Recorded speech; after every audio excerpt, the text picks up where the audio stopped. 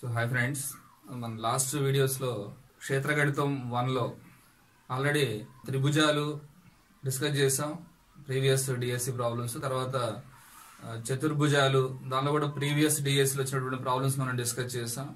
Present వచ్చి దానిలోనే ఆ పార్ట్ క్షేత్రగణితం 1లోనే లాస్ట్ థర్డ్ పార్ట్ ఏంటి అంటే వృత్తాలకు సంబంధించినటువంటి దాని అనువర్తనాలు, circles and types of circles, దానిలో ఉన్నటువంటి రకాలు ఏంటనేది ఇప్పుడు మనం ఒకసారి డిస్కస్ చేద్దాం.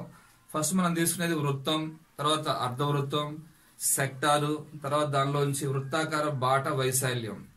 ఈ 4 మోడల్స్ మనం దీనిలో డిస్కస్ చేయొచ్చు.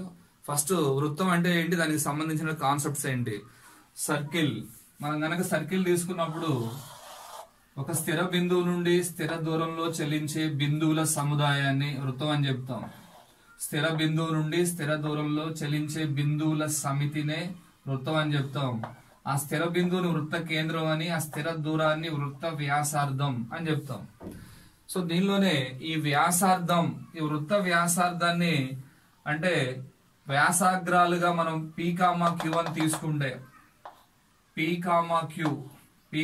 Q బిందుల దూరాన్ని మనం ఏమని చెప్తామంటే 2r అని చెప్తాం. దీన్ని వ్యాసము అని చెప్తాం. సో దీన్ని 2r గా తీసుకోవచ్చు. ఇక్కడ D is equal to 2r. వ్యాసం, diameter of the circle is equal to 2r గా మనం తీసుకోవచ్చు.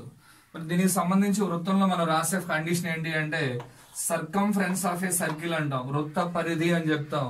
వృత్త పరిధి అంటే ఇక్కడ 2πr అనే సూత్రం తీసుకుంటామండి. దీనిలో 2πr అనే సూత్రం తీసుకుంటాం. ఇక్కడ పై అన్నప్పుడు 22/7 22/7 అని రాసుకోవచ్చు. భిన్నం లేదు అనుకుంటే 3.14 అని కూడా రాసుకోవచ్చు మనం సూత్రంలో అప్లై చేసినప్పుడు.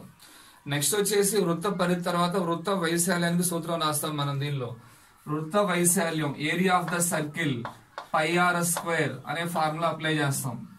సో తర్వాత దీనిలో వృత్తం తర్వాత మనం నేర్చుకునే అంశం ఏంటి అంటే అర్ధవృత్తం. సో వృత్తాన్ని సగంగా కట్ చేసినప్పుడు ఏదైనా వృత్తంలో సగ భాగాన్ని అర్ధవృత్తం అని చెప్తాం. దీని కేంద్రం అంటాం, వ్యాసార్థం. సో ఇక్కడి నుంచి తీసుకున్నప్పుడు కూడా మనకి ఇది కూడా వ్యాసార్థం కింద కౌంట్ అవుతుంది. సో దీనికి సంబంధించి ఫార్ములాస్ ఏమున్నాయి, అర్ధవృత్తంలో ఉన్న సూత్రాలండి. అర్ధవృత్తం యొక్క పరిధి అన్నప్పుడు మనం రాసేది ఏంటంటే r+r. ఈ కర్వ్డ్ లెంత్ వచ్చేసి ఏమవుతుందంటే πr గా తీసుకుంటామండి. అంటే మొత్తం వచ్చేసి 2r + πr గా మనం తీసుకోవచ్చు. దీనిలో మనం గనక r ని కామన్ తీసి క్యాలిక్యులేషన్ చేస్తే టోటల్ గా మనకు వచ్చే షార్ట్ కట్ ఏంటి అంటే 36/7r. చాలా ఈజీగా మనం క్యాలిక్యులేట్ చేయవచ్చు ఈ ఫార్ములా అప్లై చేసి. అర్ధవృత్త పరిధి అంటే మనం గుర్తుపెట్టుకోవాల్సిన విషయం ఏంటి అంటే 36/7r గుర్తుపెట్టుకుంటే చాలా ఈజీగా వర్కౌట్ అవుతుంది. మనకి ప్రాబ్లం చేసేటప్పుడు టైం సేవ్ అవుతుంది. రైట్. దీనిలో ఇంకోటి అండి, అర్ధవృత్తం యొక్క వైశాల్యము ఏదో చూపిస్తా ఉన్నాం. ఇక్కడ కూడా మనం πr² వృత్త వైశాల్యంలో సగం అని చెప్తున్నాం. వృత్త వైశాల్యం πr² అని రాసినప్పుడు అర్ధవృత్త వైశాల్యం ఎంత అవుతుందంటే πr²/2 అని చెప్పొచ్చు. సో వృత్తము, అర్ధవృత్తం తర్వాత దీని అనువర్తనాల్లో వచ్చేది ఏంటి అంటే సెక్టార్ అండి. సెక్టార్, త్రిజ్యాంతరము అంటాం. తెలుగు పదం వచ్చేసి త్రిజ్యాంతరం అని చెప్తాం. సో దీన్ని మనం ఇంగ్లీష్ లో సెక్టార్ అని రాస్తున్నాం. మరి ఇక్కడ సెక్టార్ కి సంబంధించి సూత్రాలు ఏముంటాయి, అసలు సెక్టార్ ని మనం ఎక్కడి నుంచి తీసుకుంటున్నాం అంటే వృత్తంలో కొంత భాగం అండి. సర్కిల్లో నుంచి మనం కేంద్రం నుంచి వ్యాసార్థాల వెంట కట్ చేసినటువంటి భాగం ఏదైతే ఉందో, సో కేంద్రం O అనుకున్నాం, వ్యాసార్థం, ఈ కరువు ఉన్నటువంటి లెంత్, వక్రతలంగా ఉన్నటువంటి లెంత్ L అని తీసుకుంటా ఉంటాం. సో ఈ భాగాన్ని వృత్తంలో కట్ చేసి తీసుకున్నప్పుడు ఏర్పడినటువంటి దీన్నే మనం సెక్టార్ అని చెప్తూ ఉంటాం. కేంద్రం, సెక్టార్ యొక్క కేంద్రాన్ని O అని, కేంద్రం దగ్గర కోణాన్ని θ అని, ఈ ఇరువైపులో ఉన్నటువంటి వీటిని వ్యాసార్థాలని, ఆ వక్రతలంగా ఉన్నటువంటి ఆ పొడవుని లెంత్, చాపము అని చెప్పేసి అని చెప్తూ ఉంటాం. సో సెక్టార్ లో ఉన్నటువంటి ముఖ్యమైన భాగాలు ఏంటి అంటే కేంద్రం దగ్గర ఉన్నటువంటి కోణం θ, దాని వ్యాసార్థాలు, వక్రంగా ఉన్నటువంటి ఆ పొడవుని చాపం అని చెప్తూ ఉంటాం. మరి దీనిలో వచ్చే సూత్రాలు ఏంటి మనకి అంటే దీని యొక్క పరిధి అని చెప్తామండి. అంటే ఫస్ట్ మనం L కనుక్కోవడం బెస్ట్ ఇక్కడ. ఎందుకంటే చాపం పొడవు ఏమవుతుంది, సెక్టార్ యొక్క చాపం పొడవు L కనుక్కోవడానికి ఫార్ములా ఉంది.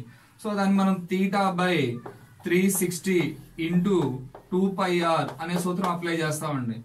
సెక్టార్ యొక్క చాపం పొడవు ఎల్ కనుక్కునే సూత్రం ఏంటి అన్నప్పుడు L equal to theta by 360 into 2πr చేస్తే మనకి చాపం పొడవు ఎల్ వస్తా ఉంది. నెక్స్ట్ సెక్టార్ యొక్క వైశాల్యం ఏమవుతుంది, ఈ మొత్తం ఏరియాని మనం కవర్ చేయడానికి వాడే formula area of the sector is equal to theta by 360 into πr² అండి. అలాగే ఇంకొక కండిషన్ లో కూడా మన ఏరియా కనుక్కోవచ్చు. ఏదైనా సెక్టార్ చాపం పొడవు వ్యాసార్థాలు రెండు ఇచ్చినప్పుడు వైశాల్యానికి ఫార్ములా LR/2 అని నేర్చుకుంటాం మనం. వృత్తాకార బాట వైశాల్యం కనుక్కోవటం. వృత్తాకార బాట వైశాల్యం రెండు ఏక కేంద్రీయ వృత్తాలు అనేవి కనుక తీసుకుంటే, అంటే ఒక వృత్తాన్ని మనం డ్రా చేసాం, దాని వ్యాసార్థం R అని చెప్తా ఉన్నాం, కేంద్రం O అండి. ఇదే కేంద్రంతో వ్యాసార్థం R గా తీసుకున్నప్పుడు, క్యాపిటల్ R గా తీసుకుని డ్రా చేస్తే వచ్చేటటువంటి రెండో వృత్తం కూడా ఇదే సెంటరు, వ్యాసార్థం వేరుగా ఉన్నప్పుడు ఈ రెండు వృత్తాల మధ్య ఏర్పడినటువంటి ఖాళీ ప్రదేశాన్ని మనం వృత్తాకార బాట అని చెప్తామండి. దీని వైశాల్యం కనుక్కోవడానికి మనం వాడే ఫార్ములా కంకణాకార స్థలం అన్నా ఇదే చెప్తామండి. కంకణాకార స్థలం అన్నా ఇదే ఆకారం వస్తుంది, లేదా వృత్తాకార బాట వైశాల్యం అన్నా కూడా ఇదే మోడల్ మనం తీసుకుంటా ఉంటాం. మరి ఇక్కడ మనకి ఈ బాట వైశాల్యం ఎలా వస్తుంది, ఏరియా ఆఫ్ ద రింగ్ అని చెప్తామండి. ఏరియా ఆఫ్ ద రింగ్ కనుక్కోవడానికి ఫార్ములా ఏంటి అంటే బయటి వృత్త వైశాల్యం πr² మైనస్ లోపలి వృత్త వైశాల్యం π ఇంటూ r². మనం బయట వృత్తం అన్నప్పుడు క్యాపిటల్ R రేడియస్ గా తీసుకున్నాం, లోపలి వృత్తం అన్నప్పుడు స్మాల్ r ని రేడియస్ గా తీసుకున్నాం. సో ఈ రెండింటి మధ్య ఉన్నటువంటి ఆ గ్యాప్ వైశాల్యం ఏదైతే ఉందో అదే మన ఏరియా ఆఫ్ రింగ్ బాట, వృత్తాకార బాట వైశాల్యం అంటాం. దీన్ని ఇంకొంచెం మనం ఫార్ములాని సింప్లిఫై చేసి రాసుకుంటే π ఇంటూ r+r ఇంటూ r-r గా తీసుకోవచ్చు అండి. విడ్త్ అంటే బాట వెడల్పు అనేది మనకి W గాని లేదా X అని గాని తీసుకున్నప్పుడు మనకి లోపలి వ్యాసార్థం R అయినప్పుడు బయట వ్యాసార్థం రావాలి అంటే లోపలి వ్యాసార్థము ప్లస్ ఆ బాట వెడల్పు చేస్తే క్యాపిటల్ R వస్తుందండి. సో ఈ విధంగా మనం సర్కిల్స్ మీద మొత్తం సర్కిల్ అన్నప్పుడు దానిలో వచ్చే మోడల్స్ ఏంటంటే వృత్తము, అర్ధవృత్తము, సెక్టారు, తర్వాత కంకణాకార ప్రదేశము లేదా వృత్తాకార బాట వైశాల్యం కనుక్కోవడం గురించి మనం నేర్చుకున్నామండి ఫార్ములాస్. సో నెక్స్ట్ దీనికి సంబంధించి ఈ కాన్సెప్ట్ కు సంబంధించి వృత్తాలు వాటి అనువర్తనాలకు సంబంధించి మన గత డిఎస్సి పేపర్స్ లో అడిగినటువంటి ప్రాబ్లమ్స్ వాటికి సంబంధించినటువంటి ఆన్సర్స్ మనం ఒకసారి చెక్ చేసుకుందాం. సో గత డిఎస్సి ఎగ్జామ్ లో ఈ వృత్తాలకు సంబంధించిన ప్రాబ్లం ఏంటి అంటే 28 సెంటీమీటర్ల భుజంగా గల చతురస్రంలో అంతర్లిఖించబడిన వృత్త వైశాల్యాన్ని కనుక్కోండి. 28 సెంటీమీటర్ల భుజంగా గల చతురస్రంలో అంతర్లిఖించబడిన వృత్త వైశాల్యం కనుక్కోండి. సో చతురస్ర భుజం ఇచ్చాడండి మనకి. చతురస్రానికి భుజం 28 సెంటీమీటర్లు. సో చతురస్రంలో అన్ని భుజాలు సమానంగా ఉంటాయి. 28, 28, ఎటువైపు చూసినా 28 సెంటీమీటర్లు. సో దీనిలో అంతర్లిఖించబడిన వృత్తం అంటే 4 భుజాలని స్పర్శించేటట్లుగా మనం ఒక వృత్తాన్ని డ్రా చేయగలిగితే ఆ వృత్త వైశాల్యం ఎంత ఉంటుంది అని అడిగారండి లాస్ట్ ఇక్కడ మన డిఎస్సిలో. సో ఇక్కడ మనం తీసుకోవాల్సిన విషయం ఏంటి అంటే సో వృత్త వ్యాసం అనేది భుజానికి, చతురస్ర భుజానికి సమానం అవుతుంది. వృత్తం యొక్క వ్యాసం diameter of the circle is equal to side of the square గా తీసుకోవచ్చు. సో దీనిలో వచ్చేసి మనం ఇక్కడ 2r వ్యాసం, వృత్త వ్యాసం d is equal to 2r is equal to 28 సెంటీమీటర్లు ఇచ్చారు. మరి దీనిలో వ్యాసార్థము అన్నప్పుడు 28లో సగం తీసుకుంటామండి. 28/2 14 సెంటీమీటర్లు వ్యాసార్థం అని మనకు అర్థం అవుతుంది. అంటే చతురస్రంలో అంతర్లిఖించబడినటువంటి వృత్తానికి వ్యాసార్థం 14 సెంటీమీటర్లు అని ఇండైరెక్ట్ గా మనకు దీనిలో ఇచ్చినట్లుగా అర్థం అవుతుంది. ఇప్పుడు మనం కనుక్కోవాల్సింది ఏంటి అంటే వైశాల్యం, వృత్త వైశాల్యం ఏమవుతుంది. సో వృత్త వైశాల్యానికి సూత్రం area of the circle is equal to πr². So this is equal to 22/7 into 14² అండి. ఇక్కడ అంటే 14 ఇంటూ 14 అని రాస్తున్నాం. క్యాన్సిలేషన్ తీసుకుంటే 7 1s 7 2s అని చెప్పొచ్చు. So this is equal to 22 into 2 into 14 616 centimetre square ఆ వృత్త వైశాల్యం అవుతుంది. ఒక వృత్తం యొక్క భూ పరిధి 264 సెంటీమీటర్లు అయినా దాని వైశాల్యం చదరపు సెంటీమీటర్లలో కనుగొనండి. సో మనకి ఇచ్చినటువంటి దత్తాంశం డేటా ఏంటి అంటే ఒక వృత్త పరిధి వృత్తం యొక్క పరిధి ఆర్ వ్యాసార్థంగా ఉన్న వృత్త పరిధి మనం రాసే సూత్రం ఏంటి అంటే 2πr అండి. సో ఇచ్చినటువంటి విలువ ఏంటి అంటే 264 సెంటీమీటర్స్ అయినప్పుడు, అంటే మనం రాసినటువంటి ఫార్ములా వృత్త పరిధి 2πr ని ఇచ్చినటువంటి సంఖ్య 264 కి ఈక్వల్ చేస్తే ఇక్కడ క్యాలిక్యులేషన్ తీసుకుందాం, ఆర్ కనుక్కుందాం. 2 into 22/7 into r equal to 264 కి ఈక్వల్ చేసాం. సో క్యాన్సిలేషన్ తీసుకొస్తే మనకి ఇక్కడ 22 టేబుల్ తో మనం క్యాన్సిల్ చేస్తే 22 వన్స్ అండి. దీనిలో క్యాన్సిలేషన్ తీసుకొస్తే 1 టైమ్ 2 టైమ్స్, అంటే 22 264 ని 12 టైమ్స్ డివైడ్ చేస్తా ఉంది. తర్వాత 2 టేబుల్ కూడా మళ్ళీ అగైన్ క్యాన్సిల్ చేస్తే 6 టైమ్స్. సో టోటల్ గా ఆర్ వాల్యూ వచ్చేసి 6 into 7 అండి, 42 సెంటీమీటర్స్ గా వ్యాసార్థం ఉంది. మరి ఈ వృత్తానికి వైశాల్యం ఏమవుతుంది? పరిధి మనకి 264 ఇచ్చినటువంటి ఈ వృత్తానికి వైశాల్యం ఎంత అవుతుందంటే వృత్త వైశాల్యము ఇజ్ ఈక్వల్ టు πr² అనే సూత్రం అప్లై చేద్దాం. So this is equal to 22/7 into మనకి 42 రెండు సార్లు రాస్తున్నాం, 42 into 42. సో క్యాన్సిలేషన్ తీసుకొస్తే 7 1 టైమ్స్ 6 టైమ్స్ అండి, మొత్తం మల్టిప్లికేషన్.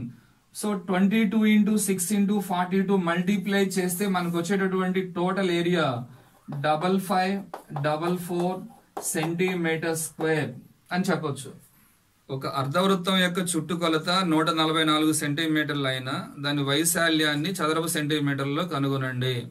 ఒక అర్ధవృత్తం యొక్క చుట్టుకొలత 144 సెంటీమీటర్లు అయినా దాని వైశాల్యాన్ని కనుగొనండి. సో అర్ధవృత్తం యొక్క చుట్టుకొలత అన్నప్పుడు మనం షార్ట్ కట్ ఆల్రెడీ ఫార్ములా రాసుకున్నాం అండి. అర్ధవృత్తము దాని యొక్క చుట్టుకొలత formula circumference of A semi circle is equal to 36/7r. ఇచ్చినటువంటి మనకి వాల్యూ ఏంటి అంటే 144 కి ఈక్వల్ చేస్తా ఉన్నాం. మరి దీనిలో క్యాన్సిలేషన్ తీసుకుంటే 36 తో డివైడ్ చేస్తే 144 ని 4 టైమ్స్ డివైడ్ చేయొచ్చండి. సో ఇక్కడ ఆర్ వచ్చేసి వ్యాసార్థం, అర్ధవృత్త వ్యాసార్థం 4 into 7 28 సెంటీమీటర్లు అవుతా ఉంది. మరి ఇప్పుడు మనకి అర్ధవృత్తం యొక్క వైశాల్యం ఎంత అవుతుంది? Area of the semi circle ½ into πr² అనే సూత్రం తీసుకుంటున్నాం అర్ధవృత్త వైశాల్యానికి. దీనిలో వాల్యూస్ రాసుకుంటే 1/2 into 22/7 into r² అండి, 28 into 28 అండి. ఇక్కడ 2 into 7 14 తో డివైడ్ చేస్తే 2 టైమ్స్ అవుతుంది. So this is equal to 22 into 2 into 28 మొత్తం మల్టిప్లై చేస్తే 1232 సెంటీమీటర్ స్క్వేర్ అర్ధవృత్తం యొక్క వైశాల్యం అని చెప్పొచ్చు. వృత్త వ్యాసార్థాన్ని 20% పెంచినప్పుడు దాని వైశాల్యంలో పెరుగుదల శాతం ఎంత? వృత్త వ్యాసార్థాన్ని 20% పెంచినప్పుడు దాని వైశాల్యంలో పెరుగుదల శాతం ఎంత? సో వృత్త వ్యాసార్థాన్ని 20% పెంచినప్పుడు 20% వ్యాసార్థం పెంచినప్పుడు దాని వైశాల్యంలో వచ్చేటటువంటి పెరుగుదల శాతం ఎంత అని అడుగుతా ఉన్నాండి ఇక్కడ. సో ఇలాంటప్పుడు మనం ఏం చేస్తామంటే వృత్త వ్యాసార్థం అన్నప్పుడు మనం ఇక్కడ ఎక్స్ అండ్ వై మనం రాయబోయే ఫార్ములా వచ్చేసి ఎక్స్ అండ్ వై ఫార్ములా తీసుకోబోతున్నాం. ఎక్స్ వాల్యూ వై వాల్యూ రెండు కూడా 20% పెంచాడండి, అంటే +20. పెరిగింది అంటే +20 అని తీసుకోవాలి, తగ్గింది అంటే -20 అని తీసుకోవాలి. మరి ఇక్కడ వైశాల్యంలో వచ్చే పెరుగుదల శాతం percentage of area in the percentage. So వైశాల్యంలో పెరుగుదల అన్నప్పుడు మనం ఫాలో అయ్యే ఫార్ములా ఏంటంటే x + y + xy/100 అనే సూత్రం తీసుకుంటాం దీనిలో. సో దీనిలో మనం కనుక ఎక్స్ అండ్ వై రెండు కూడా వృత్తంలో ఒకే సింగిల్ డైమెన్షన్ ఉంటుందండి, కాబట్టి మనం ఎక్స్ అండ్ వై రెండింటిని కూడా ఒకే నంబర్ తీసుకుంటున్నాం. పెరిగింది అని చెప్పాడు కాబట్టి ప్లస్, ఒకవేళ తగ్గింది అని చెప్తే మైనస్ అని తీసుకోవాలి. అప్లై చేస్తే 20 + 20 + 20 400/100. సో దీనిలోంచి మనం క్యాలిక్యులేషన్ తీసుకుంటే మనకు వచ్చేది మొత్తం వైశాల్యంలో పెరుగుదల 44%. ఏమంటే ప్లస్ వస్తే వైశాల్యం కూడా పెరిగిందని చెప్తావు. ఇన్ కేస్ ఇక్కడ మైనస్ కనుక వచ్చి ఉంటే అంత శాతం వైశాల్యం తగ్గింది అని చెప్పాలండి. లేదు దీనికి ఆల్టర్నేట్ కూడా మనం చేయొచ్చు, వేరే మోడల్లో కూడా ఆన్సర్ చేయొచ్చు అండి. ఇది ఒక మెథడ్ మాత్రమే. ఇంకో మోడల్ ఏంటంటే ఆల్రెడీ మన వైశాల్యం 100 చదరపు సెంటీమీటర్లు ఉందనుకుందాం, 100 అనుకుందాం. దీనిలో మనం చేసినటువంటి మార్పు ఏంటంటే వైశాల్యం అన్నప్పుడు ఏరియా అంటే వైశాల్యం అనేది మనకి x × x గా లేదా r × r అనేది కేసు వస్తుంది కాబట్టి 100 × ఫస్ట్ పెరిగిన డైమెన్షన్ ఎంత అంటే 20%, అంటే 100 + 20, 120/100 అని రాయొచ్చు అండి.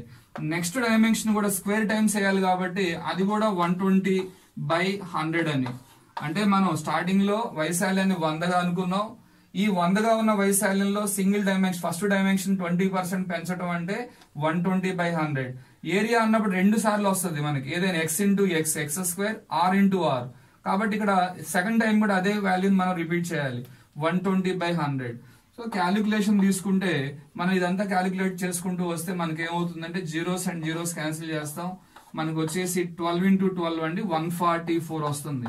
అంటే మనం స్టార్టింగ్ లో తీసుకున్నటువంటి 100 ని ఫైనల్ గా మనం చెక్ చేస్తే 144 గా ఉంది. అంటే 100 నుంచి 144 కి ఇంక్రీజ్ అయినటువంటి ఏరియా ఎంత అంటే 44% అని చెప్పొచ్చు అండి. సో ఫర్దర్ గా దీని మీద ఇంకా మనకి మోర్ కంటెంట్, దీనికి సంబంధించినటువంటి కంప్లీట్ కంటెంట్ కావాలి అనుకున్నప్పుడు ఆ కింద నంబర్ మీరు ఫాలో అయితే మీకు కంప్లీట్ కంటెంట్ అనేది అవైలబుల్ గా ఉంటుంది. లేదా మా వెబ్సైట్ మీరు విజిట్ చేస్తే మీకు కంప్లీట్ కంటెంట్ అనేది అందుబాటులో ఉంటుంది. Thank you friends.